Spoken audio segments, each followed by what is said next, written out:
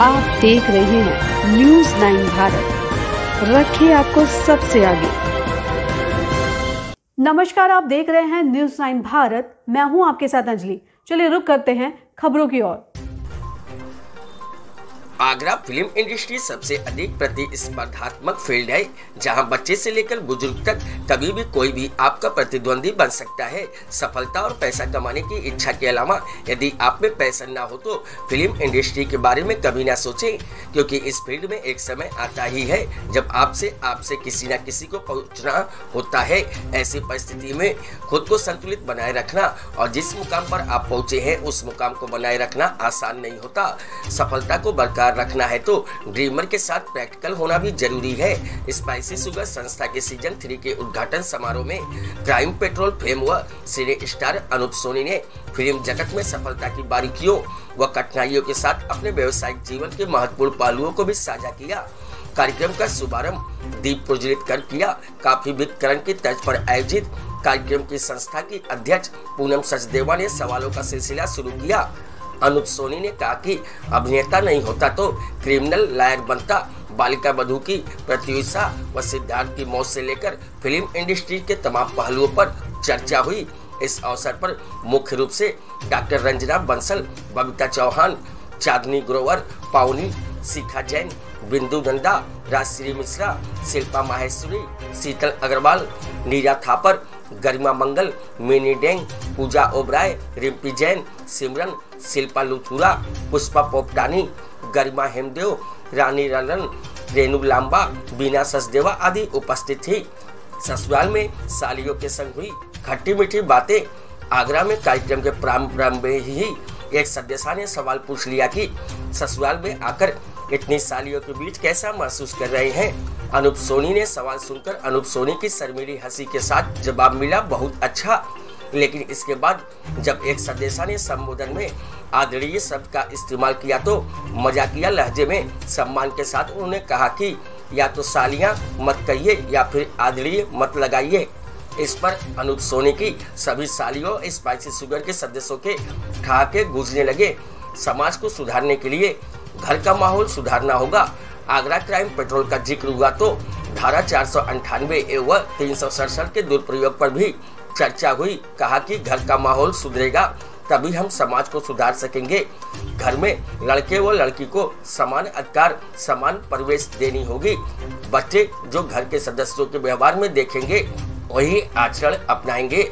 आगरा से अपने साथी कैमरामैन रवि सिंह के साथ अर्जुन सिंह की report. Very prominent actor mister Anoop Soni को और उनके साथ में जो चर्चा हुई कॉफी विद करण जैसी तो नहीं, लेकिन उससे कुछ मैं ज़्यादा ही कहूँगी ज़बरदस्त और बहुत ही मीनिंगफुल चर्चा हुई, जिसमें बहुत से अहम मुद्दे, बहुत से सवाल उठाए गए जिनके उन्होंने जवाब बहुत ही नेचुरल वे में और बहुत ही अच्छे से विद हम्बलनेस बहुत ही ज़बरदस्त रहा हमारा ये सेशन। की शुरुआत इतनी अच्छी है तो आगे आगे देखिए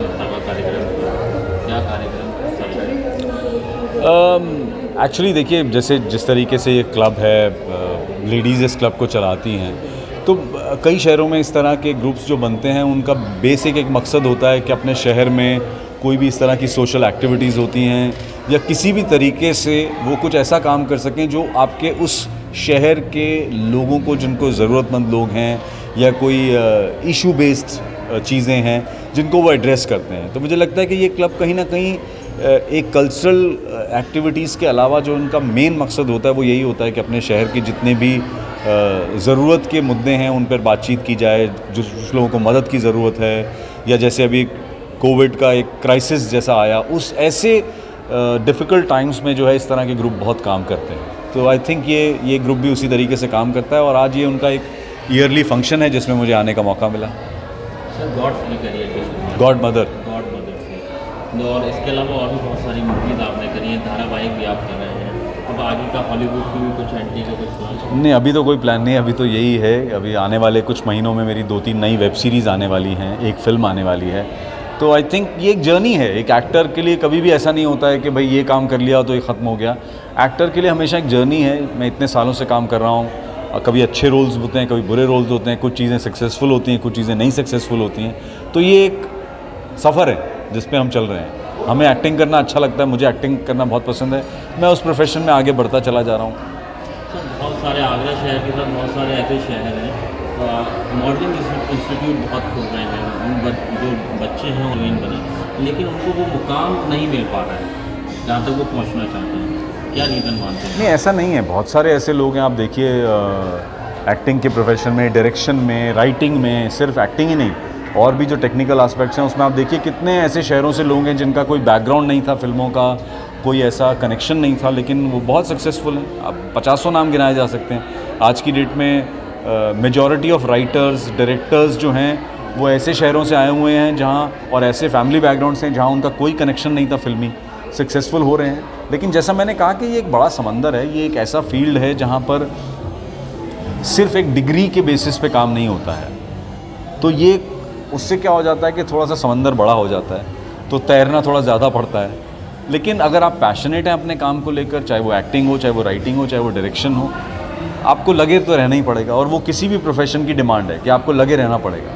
और ऐसा नहीं है कि सिर्फ तब तक लगे रहना पड़ेगा जब तक सक्सेसफुल है।